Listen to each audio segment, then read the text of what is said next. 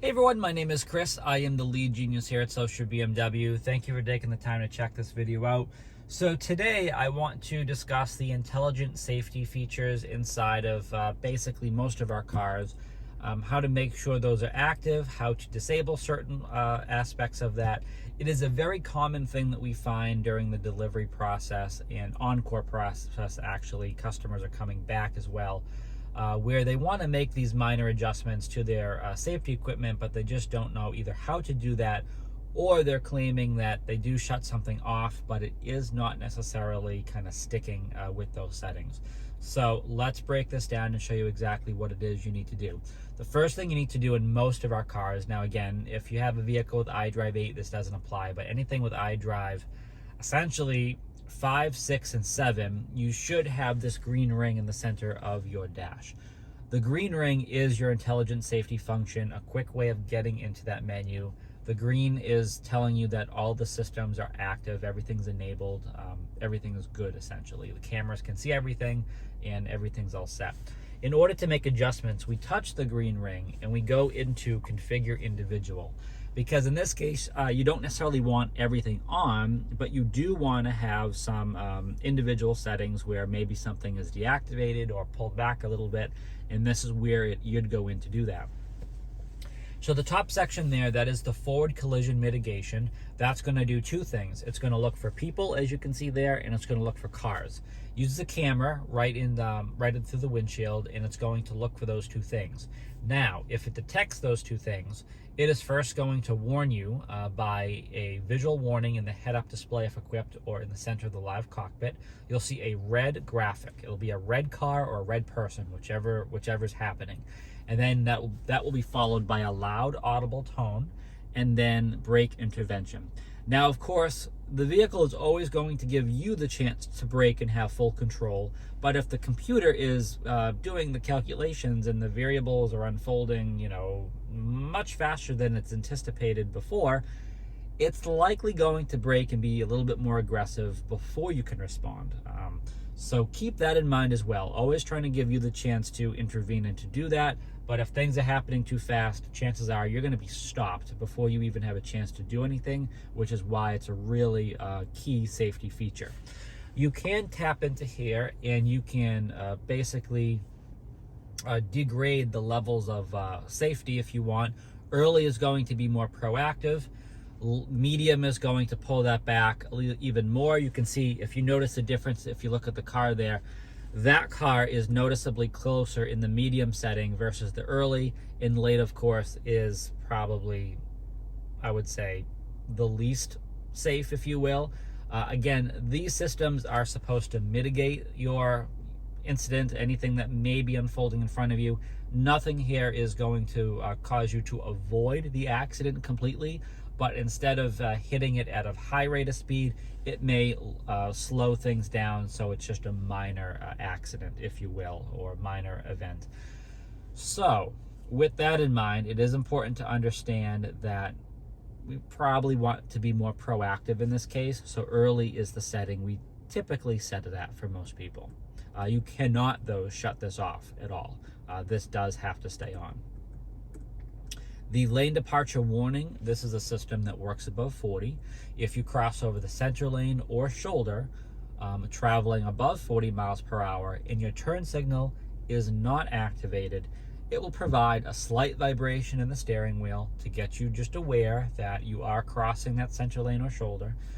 With steering intervention checked off, not only will it provide that vibration in the steering wheel, but it will provide you guidance and recenter you back in your lane where you should be. This particular option is one of the most common issues that we have coming back in. This is where people definitely uncheck steering intervention. So it's just the vibration in the wheel. Just because everybody drives a little bit differently, if you know your driving habits are just not going to line up quite with this, this is exactly why you would uncheck the steering intervention and keep the vibration. Others hate the vibration as well. Again, it's a personal preference. So you would go up to that medium setting and you now have all these options. So take a look at that white line and how far that extends over our center line. So early, you can kind of see how far that is. That's really early. That's way out there. Medium pulls that back. That works for most people, and it's why we usually keep it medium. Reduced is even, closer to it, and the line goes to a broken line, and it shows that the unintended lane departure warning above 40. So there's a little bit of a difference there. You can kind of see the difference there. And then you can completely shut the system off if you choose to do so at the very bottom down there. Now, keep in mind, if we were to shut the system off, our ring down here goes orange as a warning, letting you know that you did deactivate one of your safety piece of equipment there.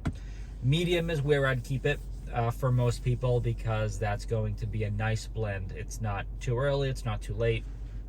It's a good thing. I usually keep steering intervention checked off in the beginning before I sit down with customers, just to kind of see what fits for them. 9 times out of 10, I am unchecking the steering intervention after having a conversation with the customer, but that is just something to keep in mind, that's something that you can definitely customize. Finally, at the bottom, we do have active blind spot detection. So this is a system that's going to work above 15 miles per hour. In the side mirrors, left and right side, you have a little triangle on the outer piece of that mirror there. That's going to light up orange if there is anybody in your blind spot that you cannot see. That will be solid orange. There will be no vibration. There will be no audible tones in the car. It'll just be visual, solid orange triangle in your side mirror. Now, if you try to go over to that lane where there is someone currently there, that orange triangle will begin to flash rapidly. And depending on the level of equipment in your vehicle, this steering intervention can also be applied to the active blind spot. In addition to that, you can have something called side collision. It's a side collision avoidance option as well. So these pieces of technology would be added into your traditional intelligent safety package if you opted to purchase the Driving Assistance Professional package. So the Driving Assistance Professional package is our autonomous driving. That is our cruise control option there. We can go in there, hands-free, all of that. That package will give you additional safety equipment that's going to be built into the safety and warnings menu, as you see here. So every car is a little bit different, heavily relying based off of the equipment in the car.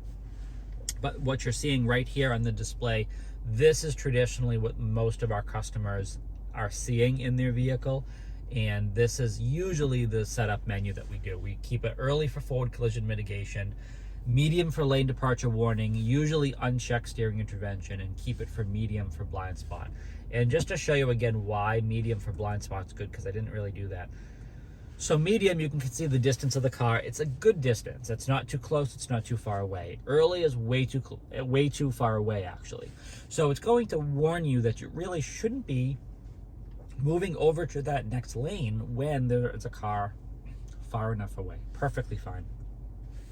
Late, way too close. That shouldn't actually even be an option. The car is way too close to you for you to even consider making that maneuver over to the next lane. And then off typically is not recommended, because blind spot is usually one of the things that most customers want anyway. So if the vehicle is equipped with the active blind spot plus the steering intervention, that's usually something that keeping both of those functions enabled for, just because it is a key safety feature. And again, that is all located right there. Easy to touch, right in the center of the console. If you want to find another way of getting to this, we're going to tap Car, Settings. We're going to go right to Driver Assistance. There are other options under Driver Assistance. There's Speed Limit Assistance, Parking and Maneuvering, Steering Wheel Feedback.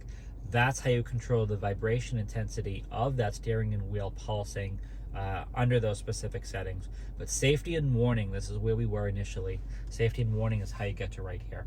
And that's pretty much it. Hopefully that makes sense and that clarifies anything that you had involving the safety and warning section. Again, my name is Chris. I am the lead genius here at South Shore BMW. If you have any questions about your car, definitely reach out to us. We're more than happy to assist.